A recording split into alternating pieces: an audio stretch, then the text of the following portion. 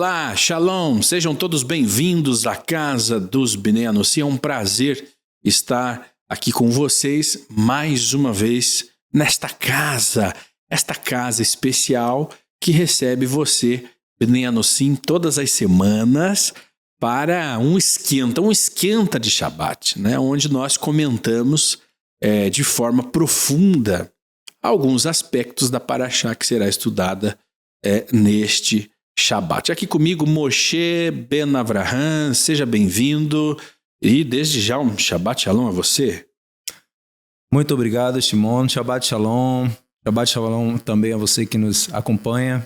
Estamos aqui fazendo realmente o esquenta com direito a muito divrei Torá, muitas palavras de Torá e também o nosso bom chimarrão aí. Nosso bom chimarrão para aquecer e nos ajudar a transitar pelas maravilhas da Torá. Convidamos você a participar conosco juntos aí nesse Shabbat. É isso mesmo, Moshe. Nós estamos nesse período de inverno aqui no sul. Eu acredito que no norte também, lógico, não faz no nordeste, né? Não faz esse frio que aqui faz, mas é uma temporada de chuvas. Também. O pessoal tá falando lá que tá bem... a notícia de lá é que tá bem friozinho. Estão quase morrendo de frio. Tá bem friozinho. Lá estão morrendo de frio com 23 graus, com 25 graus.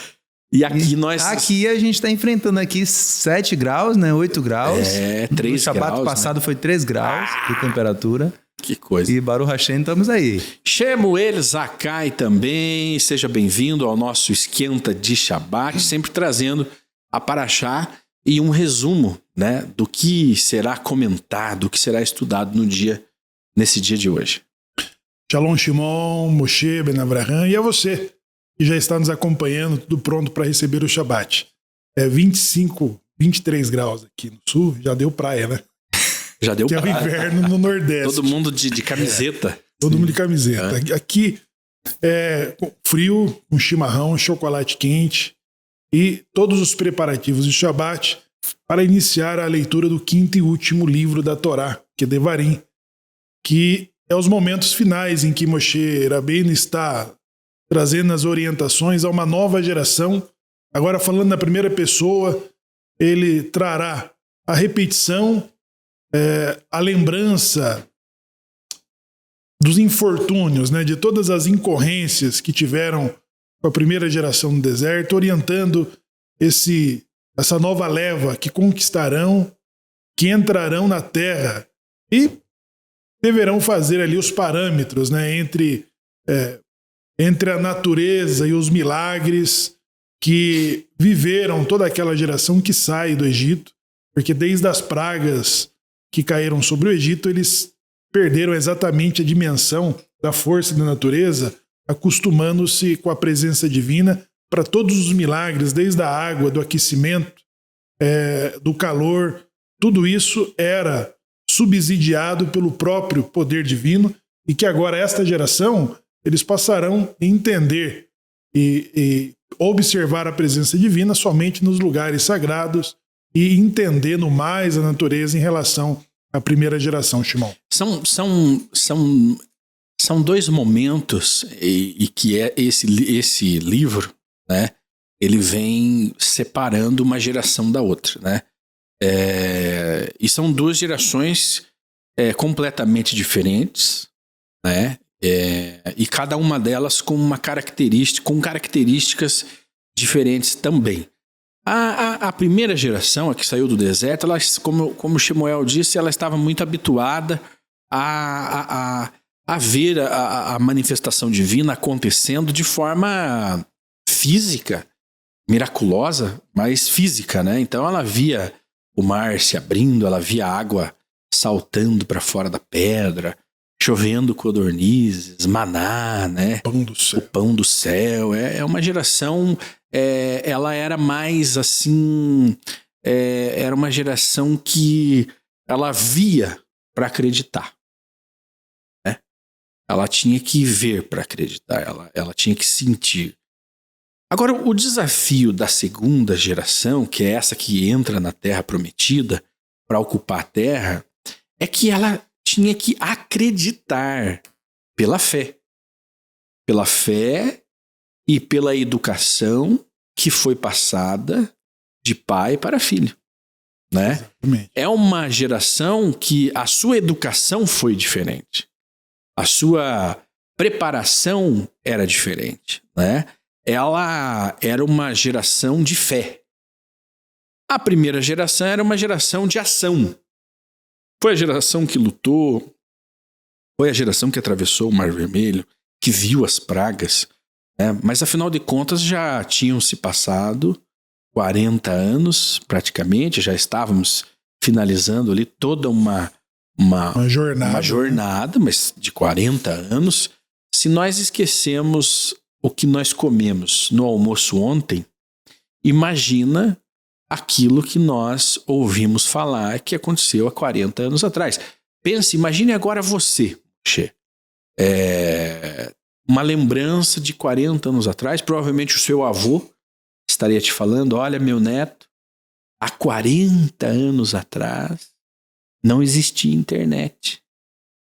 Há 40 anos atrás, os carros, né, eram carros, não tinha ABS, não tinha freio ABS, os carros não tinham, a maioria dos carros no Brasil não tinham ar-condicionado, nem sequer cogitava-se no uso de carros elétricos ainda, né, no nosso país. Os nossos jovens que entram no serviço militar, eles não sabem usar aquele telefone com discador.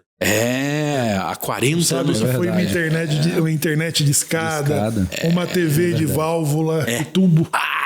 Uma TV de tubo, não existia videogame, né? 40 rádio anos AM, atrás. FM. Você se informava pelo rádio, né? Você... a forma de escrever ainda era apenas... Datilografia, né? Era datilografia, você escrevia com caneta e lápis, mas hoje é impensável algumas coisas, né? O videocassete, né? Não existia... Hoje as crianças não conhecem nem o CD, que foi o que aconteceu nos anos 2000, né? Na metade do tempo em que nós estamos nos referindo. CD, mas lá no começo era o disco, o LP, aquele disco preto. Sim, de vinil, né? De vinil. Disco de vinil. Dá uma pesquisa. Verdade. Se você é dessa geração que não conheceu, pesquisa aí. Disco de vinil, aí vieram as fitas cassetes, era aquela fita, né? Era aquela fita menor. Para você assistir uma televisão, um filme, você tinha que ir na locadora alugar uma fita de vídeo, né? Enfim. Tudo isso existia 40 anos atrás, mas não existe mais. Algumas profissões já foram extintas, né? Esses dias eu conversava... Curso da datilografia. Exatamente. Esses dias eu conversava com uma pessoa que falou assim, eu sou especialista em datilografia. Eu falei, mas para que serve isso agora? Para você estar me falando hoje que você é um especialista? Não, mas... É para você ter uma ideia que na época eu era importante. Entendeu? A datilografia, o que era? Era a especialidade em você escrever, mas não no computador, nem no notebook. Isso não existe. Era na máquina de escrever. Facite, máquina Facite. Eu fui instrutor, inclusive, de curso de datilografia. Meu pai teve um curso de datilografia. E o interessante é que o que nós usamos hoje, não entrando muito, é que o datilógrafo ele utiliza, né, todos os dedos para digitar, enquanto em nossa geração é comum usar só 2 ou 3 dedos no máximo. Aqui a gente usa todos digitando. Os telefones, né, não existia smartphone, não existia essa internet. Há 40 anos atrás, nós não tínhamos nem internet de escada no Brasil, né? Era uma exclusividade de empresas, de corporações, né? Depois que se tornou comum o uso da internet de escada, e aí depois que foi surgindo a banda larga. Hoje isso é inimaginável. Hoje nós temos a fibra, né? A fibra ótica. Com internet de alta velocidade, está sendo implantado 5G, que vai ser mais rápido ainda. A gente está falando de algo próximo ao fio de cabelo mesmo, né? Fio de cabelo. Exato. A fibra ótica ela é um vidro, um pedaço de vidro que viaja por muitos quilômetros e ali dentro a internet é através de um feixe de luz que viaja ali dentro. Quer dizer, então, nós estamos fazendo um comparativo, Moshe, Shemuel e você, meu telespectador, sobre essa geração. De uma geração para outra. De uma geração para outra. O que existia 40 anos atrás e o que não existe mais. Então, num contexto de sociedade, né? Muitas pessoas morreram, muitas pessoas já foram esquecidas, né? Muitas pessoas se levantaram, cresceram. Agora Josué está sendo sondado para se tornar o novo líder, né? Uma outra... Josué e Caleb são os únicos 2 sobreviventes da primeira geração. E vai fazer essa transição, né? Exato, porque tem os seus méritos, né? O mérito de não falar mal da terra. E eles entram como líderes, mas Josué já entra calejado, né? Enfim, então, Moshe, a diferença, para nós termos uma ideia de uma geração para outra, é gigantesca, é muito grande. E seja nos dias de hoje e nos dias de Moshe também. Então, essa nova geração que está se preparando para assumir a Terra Prometida, para entrar na Terra Prometida, ela não viu o mar se abrir. Ela não viu as 10 pragas do Egito, ela não viu o faraó, o mais poderoso entre os reis da terra, a nação mais poderosa, se dobrar mediante a presença do Eterno. Mas ela ouviu falar. Ela é como nós ouvimos falar hoje sobre o Holocausto. A geração que viveu o Holocausto, né, hoje estão aí os últimos sobreviventes, né, do Holocausto. Acho que já se contam aí, já é possível contar quantos sobreviventes ainda existem no mundo. Inclusive, com a sua licença, existe o trauma transgeracional estudado pela ciência moderna hoje, que diz o seguinte, que netos e bisnetos de pessoas que passaram pela experiência do Holocausto hoje desenvolvem sem nenhuma causa aparente, uma vez que são pessoas que vivem em bons ambientes familiares, hoje desenvolvem síndrome do pânico, depressão e tantos outros transtornos emocionais, e que em pesquisas profundas foi descoberto que essas pessoas estão padecendo do chamado trauma transgeracional, que vem de outra geração que não foi a dela e que hoje ela sofre, de fato, biologicamente esse transtorno. Parece também, que fica impresso, né, no DNA, exatamente, aquele sofrimento. E a epigenética, né? A epigenética, inclusive, ela traz a ideia de um trauma que ele penetra ali no genoma humano sem que haja quebra desse processo, entendeu? É interessante. Moshe, Shemuel e telespectador amigo, você sabe também que existem nos dias de hoje aqueles que negam o Holocausto. O Holocausto nunca existiu. É uma invenção, né? É uma conspiração, né, de um movimento.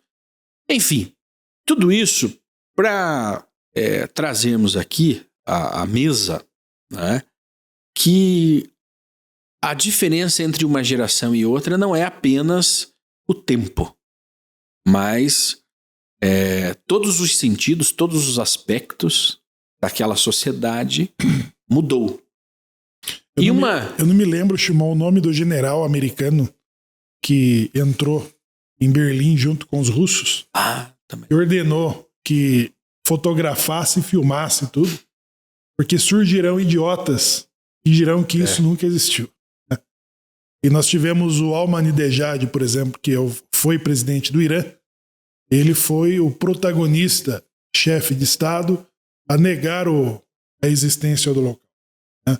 Mas esta foi uma propaganda gratuita, do ódio gratuito, que ela exatamente não funcionou. Porque, de fato, existe em todo mundo, inclusive na Europa, e aonde aconteceu o Holocausto, todas as testemunhas que são não só os sobreviventes, mas como os lugares e os...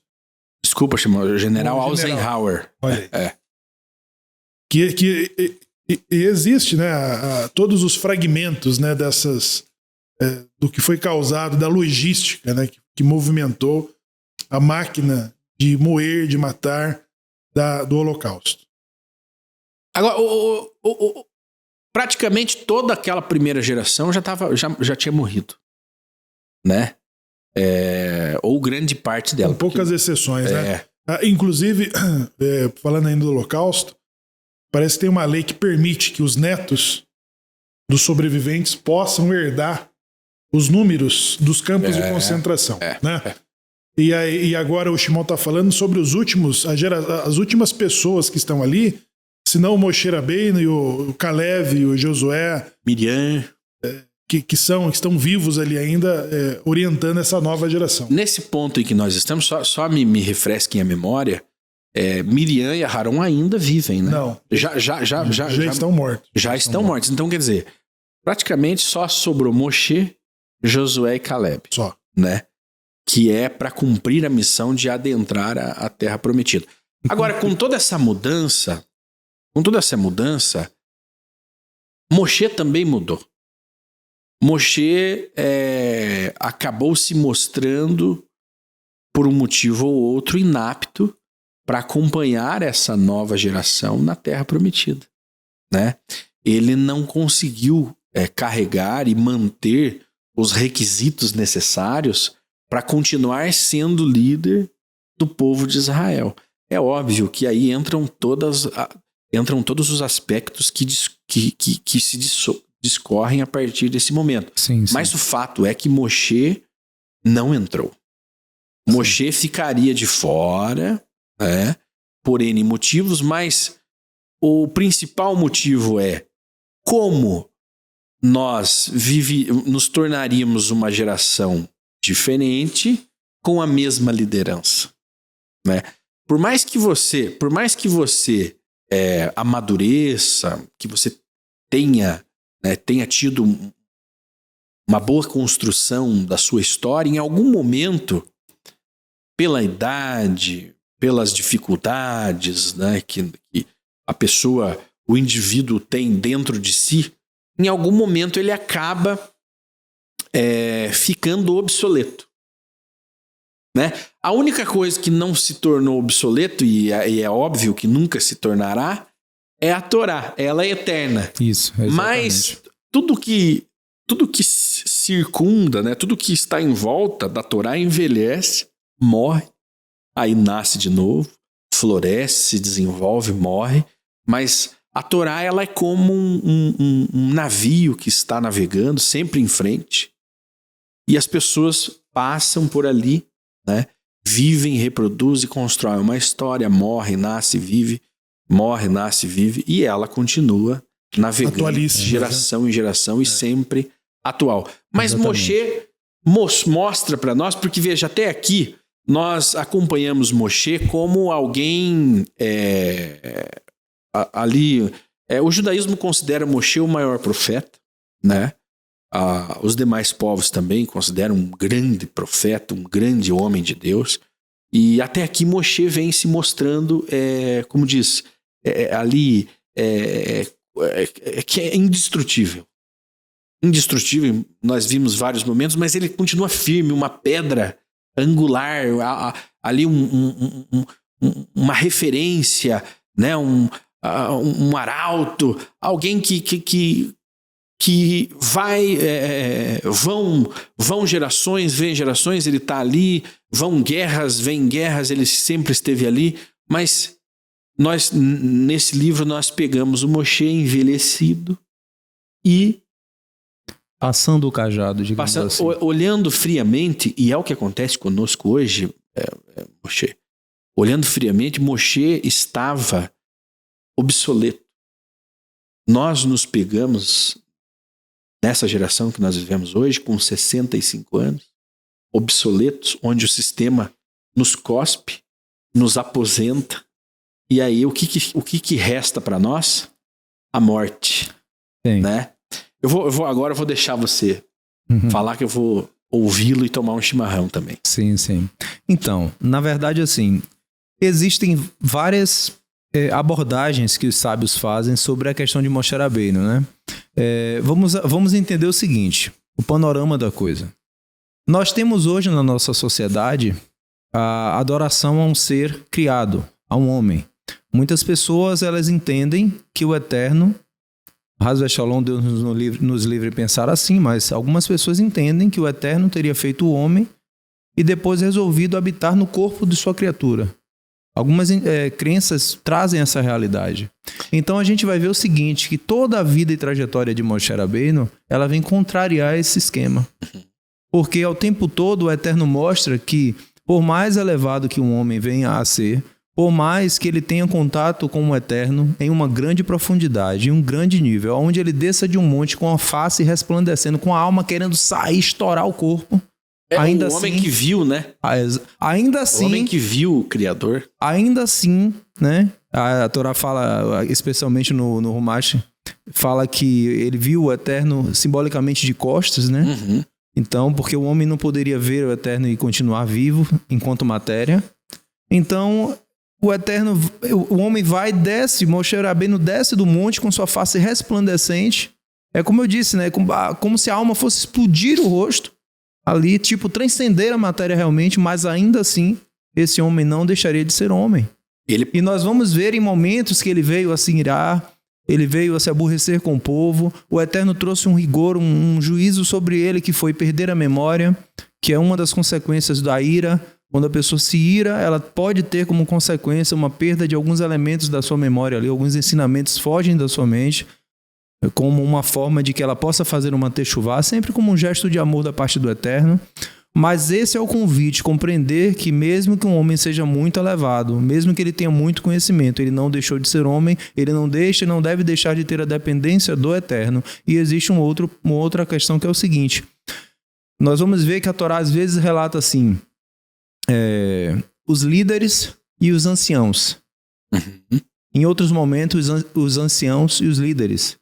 Os anciãos, como conselheiros, são, ali, digamos, vem em primeiro lugar. Em outros versículos, você vai ver os líderes e depois os anciãos, porque no momento da peleja, no momento da batalha, são os líderes que tomam as decisões. Então, essa é a questão. Aliás, são várias questões, como eu disse, de Moshe Rabbeinu, mas, assim, essa é uma reflexão importante de nós fazermos. Moshe Rabbeinu, ele chega no momento precedente a entrar na terra. Ele recebeu ali um juízo da parte do Eterno, que disse ele que ele não entraria por conta das águas de Merivá, da contenda lá, onde o Eterno disse, fale a pedra. Esse é o texto, inclusive, o texto hebraico fala que ele e Aharon deveriam falar a pedra para que ela jorrasse água, e ele acabou batendo na pedra. Então, isso, segundo os sábios, é um outro motivo pelo qual ele não entrou na terra, né? Então, quando o Eterno faz isso, ele faz também com que nós vejamos a responsabilidade do líder. O líder, ele conduz o povo, mas ele também tem que ter em mente de que o resultado que o povo tiver pode recair sobre ele. Moshe, uma coisa complementando o que você falou, quando Moshe bateu na pedra, ele mostrou que a sua liderança realmente estava para a primeira geração, que era uma geração que precisava ver as coisas acontecendo. Sim. Era bater na pedra, era abrir o mar, era fazer cair o pão do céu, né? Era repreender os inimigos, né? Que eles caíam. Era admitir o fator humano de, às vezes, perder a paciência, mas não deixar de levar a techuvá em frente, né? E essa nova geração, ela precisava ouvir a grandiosidade de Deus, né?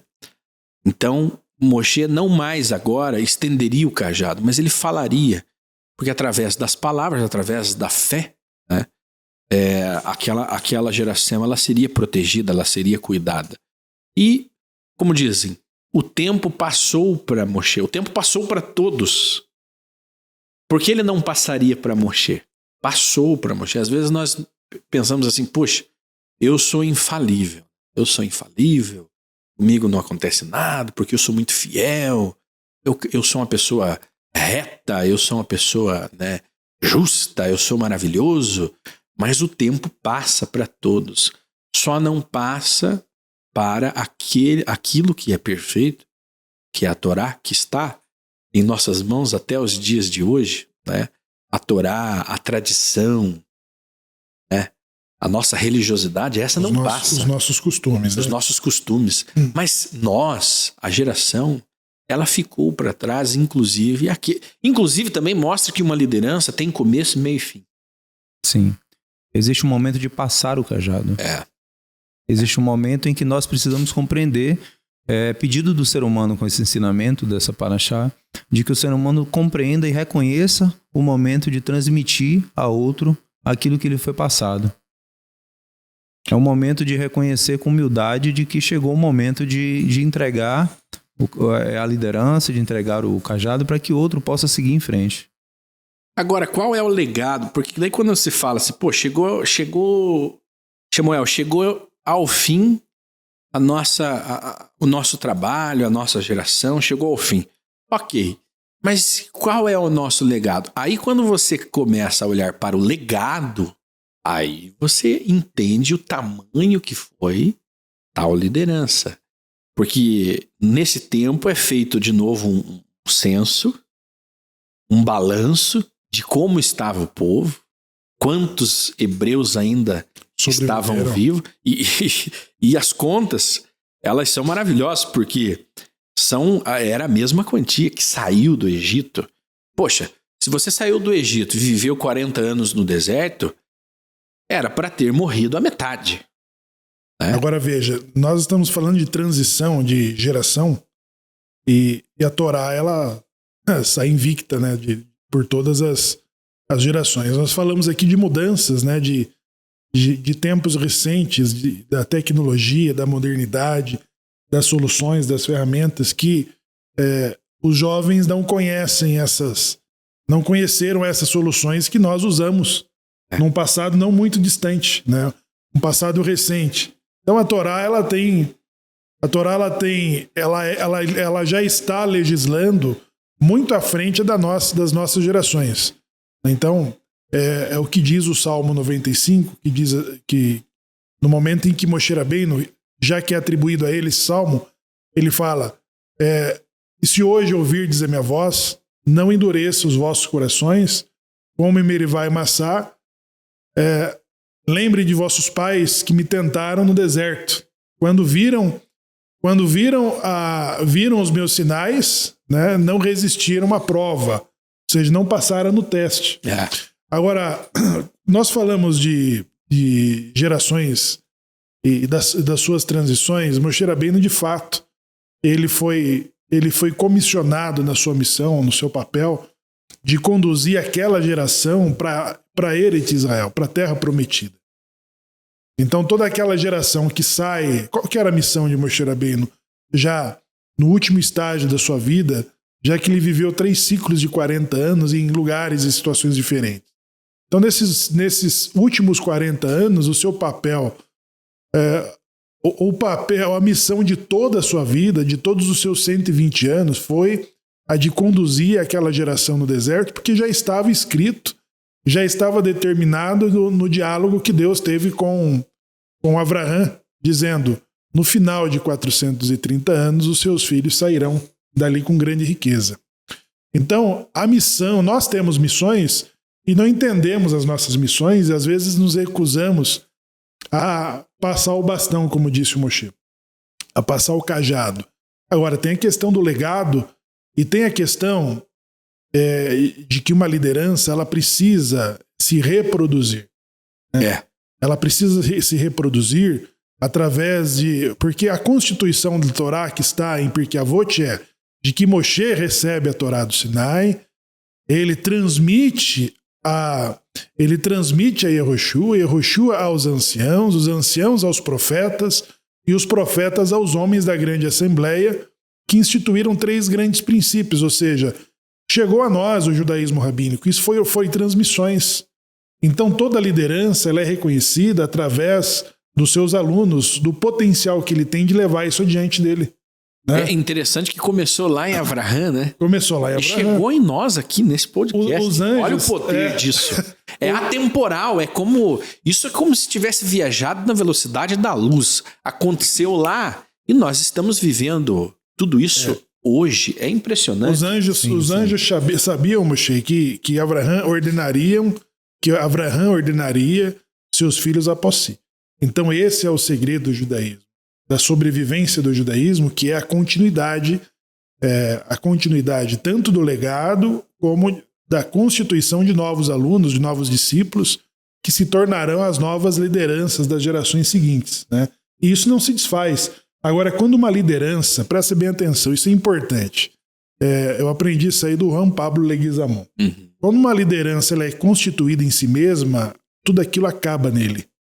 Né? Então você tem um líder que ele é centralizador, ele não consegue... Ele não confia. Ele não confia nas pessoas que estão se desenvolvendo à sua volta. Né? Ele cria limites, ele cria obstáculos. E quando ele tem uma limitação que ele não consegue transmitir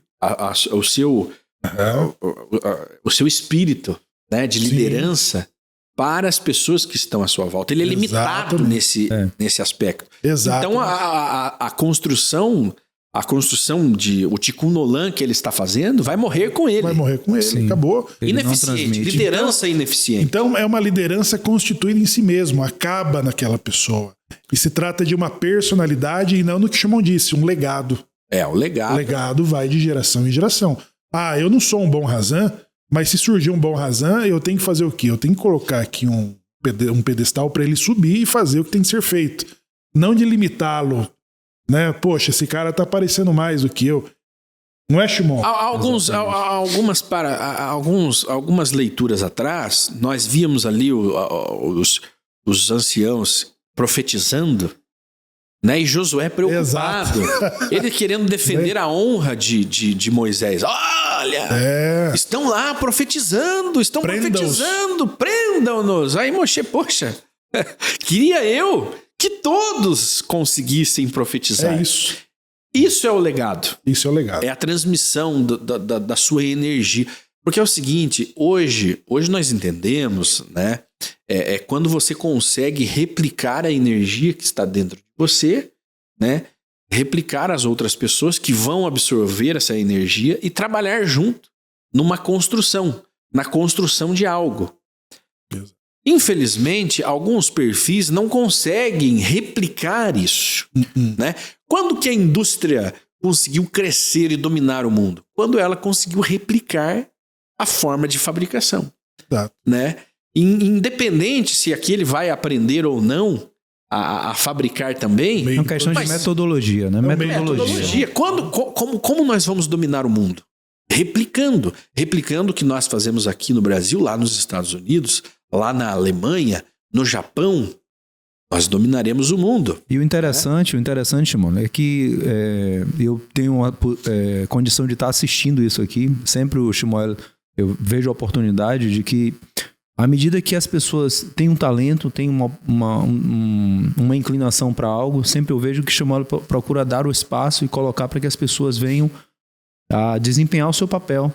E essa oportunidade, ela é muito importante para que, de fato, se confirme aquilo de que o Eterno dá o dom a cada um, ele dá um talento a cada um, e ele espera que cada um utilize aquele talento. Os sábios dizem assim, que aquele que busca a honra fugirá dele. Mas aquele que foge da honra, a honra o perseguirá. Então, tem que haver aí, nesse caso, sempre o equilíbrio. O equilíbrio. Todos nós podemos fazer a nossa parte sem invadir o espaço do outro, sem fazer com que o outro deixe de ter o seu espaço também, né? Veja, Moshe, Israel, a sua forma de sociedade funciona assim. Né? Israel tem espaço para os doutores, para os militares, para os professores, para os médicos, para os alunos, e funciona assim até os dias de hoje. Israel é o maior exemplo de você perpetuar uma geração, uma cultura, uma tradição.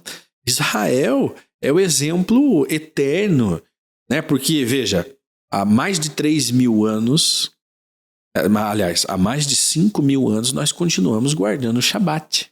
Exato. Assim como os nossos pais, né?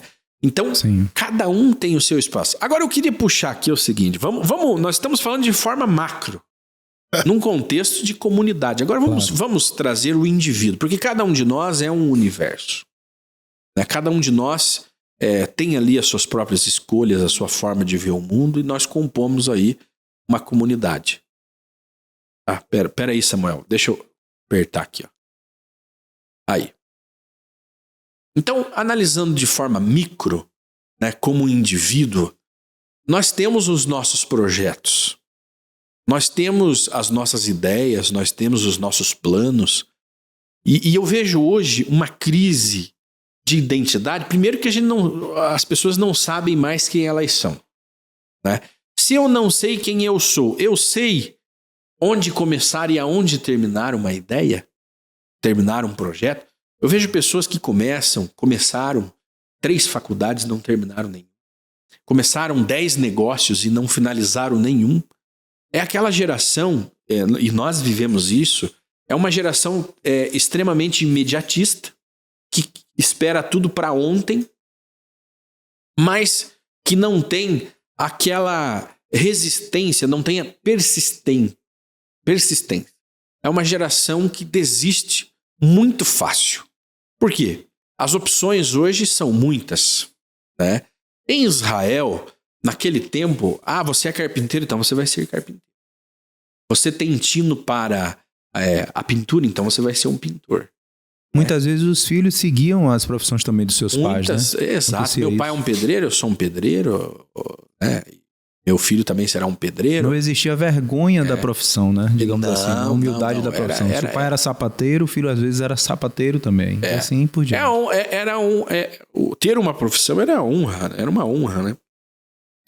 Mas nos dias de hoje, nós acompanhamos algumas pessoas, o desenvolvimento de algumas pessoas, de alguns perfis, que não conseguem terminar nada. Começam muitas coisas ao mesmo tempo, mas não conseguem finalizar um projeto, finalizar uma ideia, finalizar uma construção, né? Então nós temos que entender o seguinte: por que eu trouxe esse exemplo? Porque nós temos, assim como Moshe, assim como o povo de Israel saiu do Egito, viveu no deserto, aí aquela geração morreu, aquele projeto encerrou, agora ele segue com novas pessoas, com novas ideias. Nós também temos que ter em nossas vidas um momento de começar e um momento de terminar. Tudo. Nada pode começar sem nós sabermos, sem nós planejarmos quando nós vamos terminar aquilo. Tem que haver um projeto. Exato. Tem que haver um projeto. Tem que haver um projeto, tem que haver um planejamento. Qual é o projeto de vida que você está executando hoje? O que você está trabalhando hoje? Houve um planejamento? Você começou, mas quando você vai terminar? Qual será o auge desse teu projeto? Hoje faltam estas informações. As pessoas não sabem. Aonde você quer chegar? Se você fizer essa pergunta para a maioria das pessoas que estão nos acompanhando, uma grande parte vai dizer: eu não sei para onde eu estou indo. Eu não sei aonde eu quero chegar. Em todos os aspectos. Quando você busca um relacionamento, o que você está buscando em um relacionamento? Quando você busca construir um novo negócio, um empreendimento, você está buscando o quê? Porque hoje as pessoas buscam apenas os resultados e não a jornada para chegar até lá. Eu quero o resultado do Moshe, eu quero o resultado do Shemuel. É uma geração imediatista, Shimon. Nós estamos vivendo uma geração em que a necessidade das respostas, dos resultados sejam imediatos, né? Como também eu acho que a própria tecnologia, a informação, ela está a essa velocidade, e isso provoca com que essa nova geração ela ande também nesse ritmo. E as referências, elas passam muito rápido. Ou seja, é um momento de que as pessoas têm um maior número de conhecimento, de informação, mas essas informações são rasas, são superficiais, né? Então, logo, os projetos, as programações, elas tendem a seguir essa linha de superficial, rasa. Ela não tem uma raiz, ela não tem tempo de criar uma raiz, e as pessoas vão caindo elas vão caindo numa ansiedade, até numa crise existencial. Ele não aguenta mais, né? Agora, o interessante do teu relato, Samuel, é entender o seguinte, que isso acontece com as pessoas também para que elas possam ter aquele ambiente favorável a uma techuvá também. Às vezes as pessoas precisam encarar seus monstros, encarar seus desafios Às vezes elas precisam encarar seus insucessos causados realmente pela falta de um planejamento, pela falta de um projeto, para que elas possam daí se lembrar que o eterno existe e se lembrar que existe um propósito para a vinda dela nesse mundo, que é cultivar e guardar. Ela precisa ter uma ação produtiva nesse mundo e precisa se guardar de vir a se corromper. Essa é a ideia, se guarde de se corromper. Agora, então, veja, permita, Shimon e Moshe. Sim. Moshe, ele conduziu uma geração inteira que nada acontecia de diferente na vida delas. Eles eram escravos. Eles tinham uma rotina assim, ó. Eles não tinham vida, né? Porque o faraó definia o que eles iam comer, quando, a quantidade. A jornada de trabalho e de produção. Tempo? Exatamente. Era aquilo ali. E de repente eles são levados para um deserto e eles passam a viver os milagres que eles nunca imaginariam que existisse. Eles passam a viver toda a sua... A liberdade, né? A liberdade é uma liberdade que eles nem se acostumaram, demorou a se acostumarem, vivendo subsidiado pela própria presença divina. Shmuel, há poucas semanas atrás, o povo estava reclamando da liberdade. Eles estavam reclamando. Nos tirastes do Egito para morrermos aqui com fome, com sede, sem carne. Porque veja, Shimon, essa mudança repentina que aconteceu com eles, com os espias, com Corá e Datã, com aqueles que reclamaram com a ausência de carne e do pão, aqueles que reclamaram pela falta de água. Ao mesmo tempo que eles saíram da escravidão, eles foram levados ao céu de que os assembleanos jamais entrarão, né? Eles tinham ninguém mais e ninguém menos que o próprio Deus servindo todas as suas necessidades. Agora, eles entraram num dilema, Shimon, porque agora é o seguinte, quem que vai descascar o arroz? Conquistar a terra prometida o arroz está com casca ou sem casca? Eles entraram nessa. Eles não queriam mais sair. Eles viviam a vida do homem do arroz pilado, né? Do arroz pilado. Nós não fazemos nada, ele faz por nós, o Todo-Poderoso. E só que aquela terra foi pronunciada como uma terra que devora os seus moradores. Não é que ela devoraria de tanto trabalho que tinha para ser feito naquela terra, né? E você vem de uma zona, entre aspas, de conforto, onde o pão caía do céu. Bolsa Família, auxílio gás, auxílio escola, né? Água fresca, ar-condicionado. Pronto, agora chegou o momento de vocês conquistarem a terra. Aí você vai olhar a terra e tem tudo para fazer. Olha, essa terra eu dar-vos-ei de porteira fechada. E quando era de porteira fechada, era literalmente de porteira fechada. Você tinha que arrebentar a porteira para entrar, matar os moradores que ali estavam, né? Conquistar a terra. E aí sim, estabelecer os espaços já pré-determinados para cada uma das tribos. Teve uma na semana passada, né, nessa transição, que já decidiu que não queria a terra prometida, que a terra de cá era melhor. Né? A terra de cá ela tinha uma característica melhor para os seus rebanhos. E por aí vai. Então, a zona de conforto... E veja, que mesmo no deserto nós fomos capazes de criar uma zona de conforto. Mesmo no deserto. Mesmo escravos, nós criamos uma zona de conforto com os pepinos, com as cebolas, com a carne, com os peixes, né? Porque aí entra a memória seletiva, né? Memória seletiva, porque qualquer desafio que eles encontraram como cidadãos celestes no deserto, aí vinha memória seletiva, a picanha, a melancia, os melões, o peixe. Eu pescava o alho, o poró, de graça. Então, em que momento que ele tinha essa memória? Nos desafios. Quando ele tinha que enfrentar alguma situação, alguma adversidade que saía da sua zona de conforto, ele era remetido lá nos momentos mais tranquilos que ele tinha na escravidão. Porque nós esquecemos, nós esquecemos muito mais facilmente o que nos aconteceu de ruim do que o que está acontecendo de bom hoje. Aquilo que aconteceu de ruim conosco na situação que nós estávamos, ele passa a ser muito pequeno mediante aos novos desafios que nós estamos vivendo hoje. Afinal de contas, aquilo lá já ficou no passado. Sim. Então, se um dia eu fui escravo, eu nem me lembro. Mas eu queria convidar... Nós não tendemos a esquecer que um dia nós fomos pobres? Nós temos essa tendência.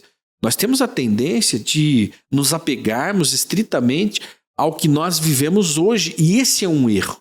Uma falta de planejamento para o futuro, de pensar, bom, afinal de contas, eu não sou eterno. Eu não terei daqui a 30, 40 anos a mesma energia que eu tenho hoje e nem o mesmo dinheiro que eu tenho hoje. Eu tenho que me preparar, eu tenho que me precaver. Mas nós pensamos somente no hoje.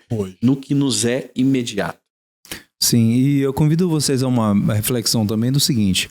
Vocês estão falando aí, Shimon, você colocou muito bem, e nesse bate-bola de vocês aí foi muito interessante para mim estar assistindo aqui, porque é o seguinte, quando você fala assim, que o povo recebia ali, o Shimon falou, o Vale Gás, né, o Bolsa Família e tal, e chega lá, tem que entrar para arar a terra, aí quer água, o rio tá lá tantos quilômetros, tem que cavar um canal de lá o rio é límpido, até aqui. Mas é longe, tem que cavar um canal, tem que abrir como é o canal do Rio São Francisco lá, né? Você tem que fazer a transposição. Então, quando eles olharam a possibilidade dessas obras lá, eles se aterrorizaram, né? Ficaram malucos. Mas o que eu queria trazer vocês para ver o seguinte, ali foi o momento onde o pai que tem um filho, e ele diz assim, olha, cara, já te dei faculdade, né?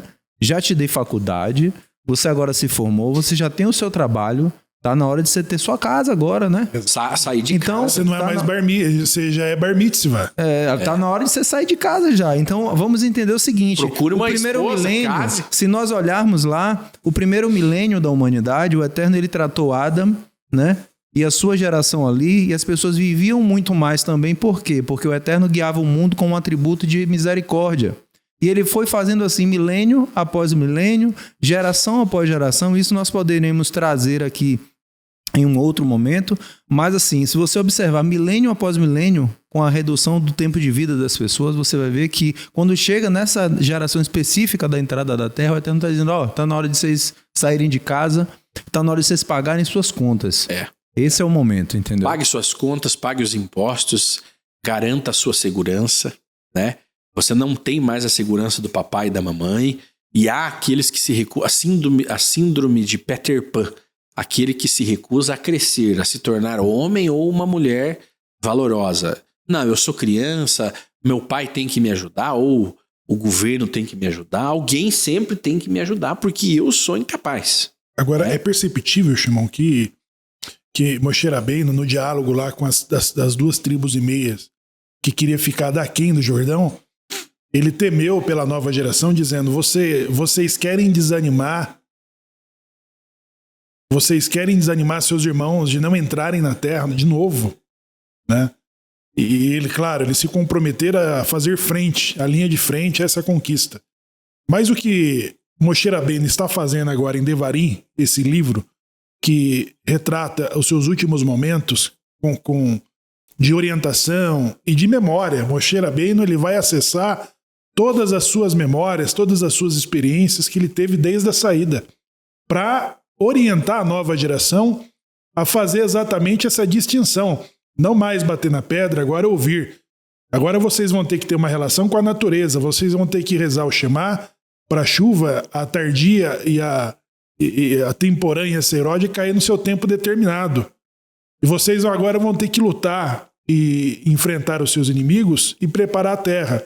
Então, ele vai fazer uso desses desacertos exatamente para orientar essa nova leva de pessoas que vão conquistar e que conquistaram a terra de Israel e com grande sucesso. Tanto é que o próprio Moshe Rabbeinu, ele é superado em alguns aspectos pelo seu aluno, Yehoshua ben Nun, porque o Moshe, ele tinha um cajado ali e ele hesitava muitas vezes a ponto de Deus dar empurrão nele e falar, vá, o que você está esperando? E Yehoshua ben Nun não, ele determina que pare o sol, pare o tempo, volte o rio, ele fazia o uso do... Deus fala, né? Seja valente e corajoso, que eu estarei com você. Não te amedrontes. Né? Exatamente.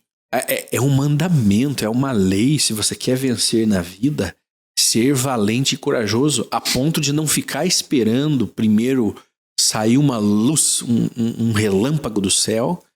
É aquela pessoa que fica assim, ó, eu tô esperando um sinal de Deus para eu fazer. Ó, vamos criar um negócio, nós 3 aqui. Vamos criar um empreendimento, ok.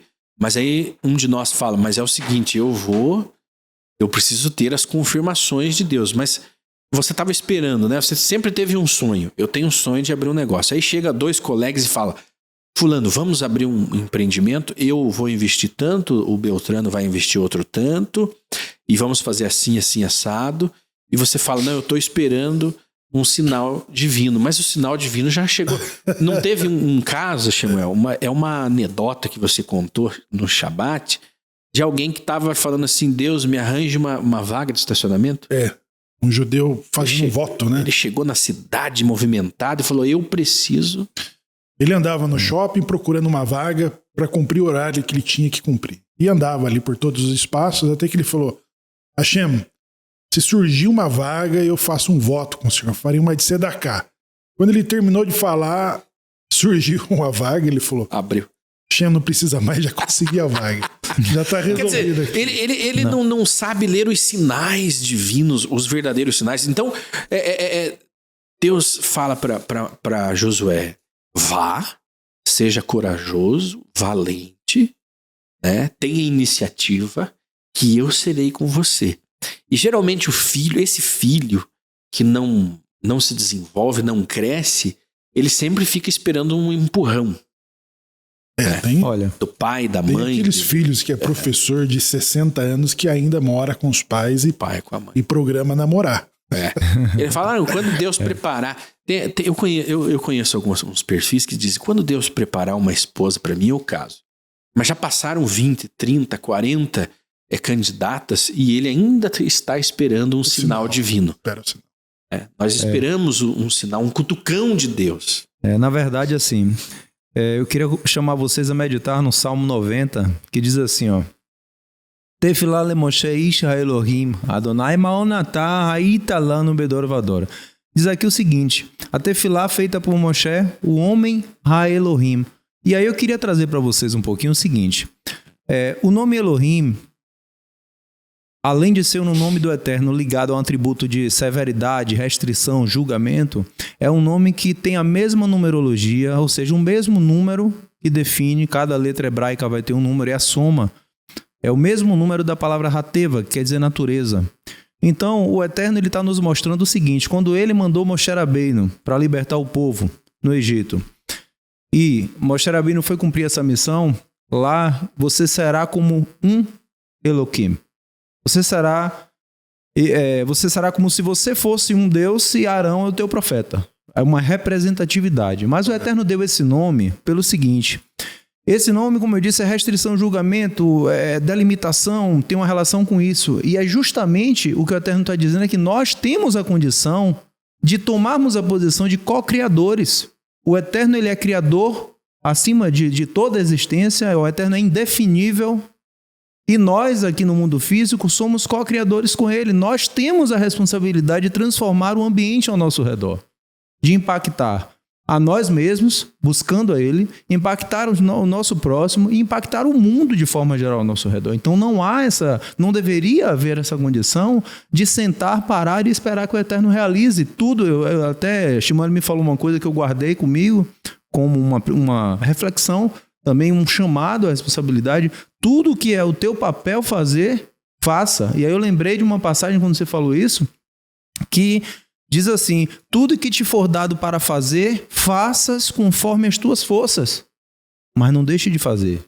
Então o Eterno está ensinando para a gente que há momentos na vida em que você está diante do mar e atrás vem um faraó. Parou.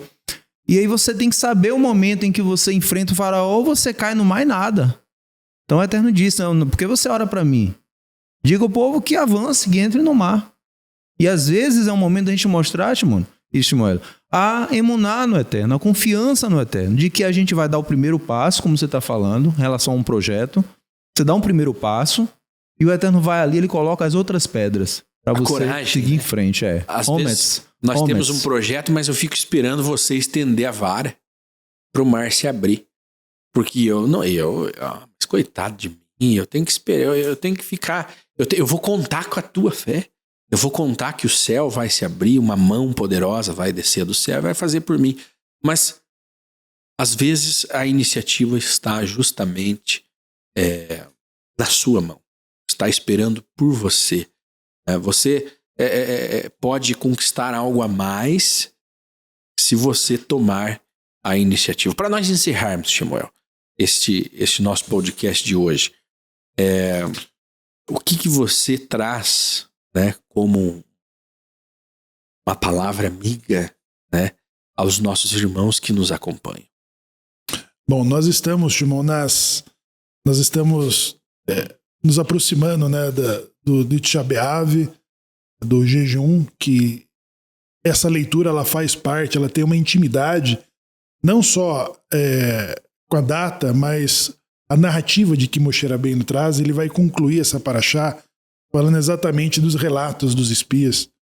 E aqui tem uma frase que está na segunda Leá, e Moshe Rabbeinu diz assim: como suportei sozinho a briga de vocês, né? Isso vai ser mencionado só mais 2 vezes em todo o Taná, que vai ser a segunda pelo profeta Isaías e a terceira pelo profeta Jeremias, que é o que testemunha a cidade sendo desolada. Ele fala como se tornou solitária, né, a cidade.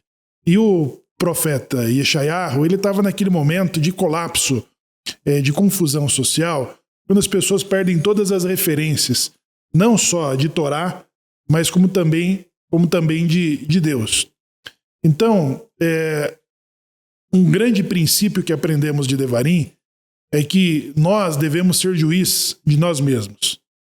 Julgar as nossas fraquezas, as nossas limitações, as nossas falhas, e aprender a ouvir exatamente as pessoas mais chatas, que pode ser o teu pai, a tua mãe, a tua esposa, o teu esposo, o teu filho, o teu sócio, e pode ser o teu rabino, né?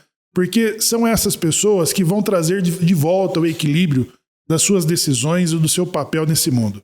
Então, os 3 errá, ou os 3 como, que são pronunciados por Moshe, por Isaías e por Jeremias, ele está relacionado a isso, ao nosso juízo e o nosso saber ouvir. Então, nesta paraxá nós aprendemos que nós precisamos ouvir, nós precisamos falar somente a metade daquilo que nós ouvimos.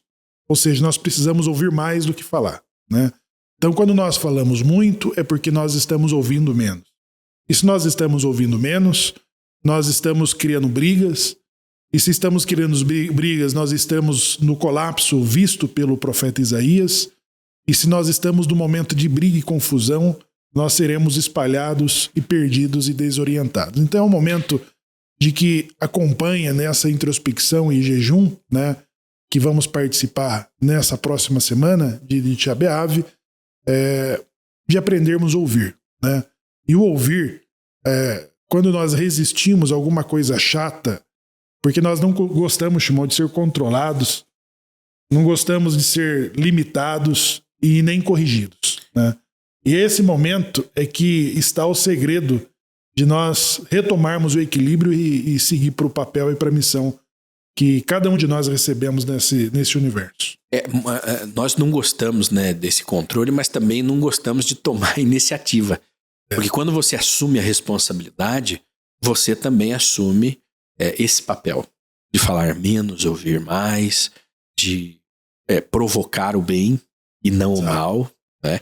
Mas é uma responsabilidade. É muito mais fácil se eximir das responsabilidades e esperar que os outros façam. Às vezes eu vejo pessoas falando assim: manda o link da transmissão aqui no grupo. Mas por que você não entra lá no YouTube, não acha esse link e não posta para todo mundo? Por quê? Porque nós sempre estamos esperando a iniciativa dos outros e não tomamos a coragem de fazer. Moshe, as palavras finais, nós vamos nos despedindo porque o Kabbalat está chegando. Você está com pressa de começar o Kabbalat? Sim. Lá começar a reza. Bezrat Hashem, né? Com a ajuda do Eterno. Então, bem, nós podemos nos maravilhar aqui com os comentários da Torá. Foi pouco hoje o tempo, é porque tem uma outra equipe, né, na ocasião aqui, mas hoje 1 hora não deu para nada. Sim. Mas com certeza foi a porção que o Eterno determinou e vai entrar em cada coração e vai fazer o que tem que ser feito, né? Bezrat Hashem. Então, assim, eu queria deixar de reflexão para todos, que Devarim quer dizer palavras e também quer dizer coisas. Então, ele é a Devarim, quer dizer, essas são as coisas, ou essas são as palavras. Então, aquilo que você tem na sua vida neste momento, que você medite, realmente que o Eterno, ele deixou coisas para você realizar. Ele deixou palavras para que você ouça, como foi muito bem colocado aqui. E quando você para e reflete um pouco, e tenta fazer uma introspecção, esse é o momento de você ouvir as palavras. Esse é o momento de você ouvir Devarim, de você ouvir as palavras do Eterno e o que ele tem para realizar na tua vida. Então, nessas 3 semanas temíveis, que culminam, né, como foi dito aqui no 9 de Av, nós conclamamos para que você faça suas reflexões, que você se lembre de que o templo do Eterno foi destruído por conta do Sinat Hinam, do ódio gratuito, e que somente o amor gratuito vai trazer essa reconstrução. E nós estamos aqui meditando nessas palavras e nessas coisas sagradas para que possamos contribuir com a reconstrução desse templo, que inicialmente é um templo que está dentro de nós inicialmente. Nosso coração tem que ser a habitação do Eterno para que nós possamos levar para as outras pessoas a visita e a presença do Eterno através de nossas boas ações, através de nossas ações. Então essa é a reflexão que eu deixo e que Hashem nos dê Atzilachá, nos dê sucesso neste jejum de 9 de Av, que nós alcancemos um grande crescimento espiritual, todos juntos. Um abraço a você, Shalom, o Shabbat se aproxima, vamos recebê-lo e até a próxima semana aqui no podcast, mas o serviço continua na TV Anusim Brasil ao vivo agora com o Kabbalat Shabbat. Deixe o seu like nesse vídeo, é muito importante, inscreva-se no canal, ative as notificações e seja um mantenedor da casa dos Bnei Anusim. Shalom. Shabbat Shalom.